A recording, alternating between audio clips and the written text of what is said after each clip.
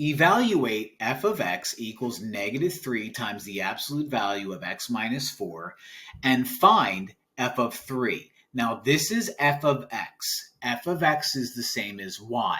What does it mean to find f of 3? That means I'm going to replace every x with a parentheses 3. So I'm going to write out f of 3 equals, and I'm going to write out this guy and replace that one x with parentheses 3. So -3 times the absolute value of parentheses 3 minus 4, close the absolute value. Now this is a PEMDAS problem. And the PEMDAS says that we always do everything inside the parentheses. Now you might be looking at this and saying, well, the only parentheses I have right there is 3, but there's nothing inside it. Correct. But included in the parentheses are absolute value symbols. So what we're going to do is do everything inside the absolute value symbol. So inside the absolute value symbol, I have 3 in parentheses minus 4.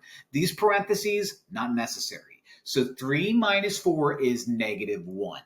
Okay, so I now have the absolute value of -1, and -3 is lingering on the outside. Now I'm going to use my absolute value. Absolute value turns any number positive. So it used to be -1, now it's +1.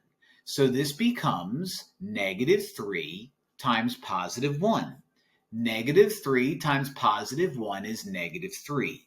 So after all of this, f of 3, when doing all the PEMDAS math, became -3.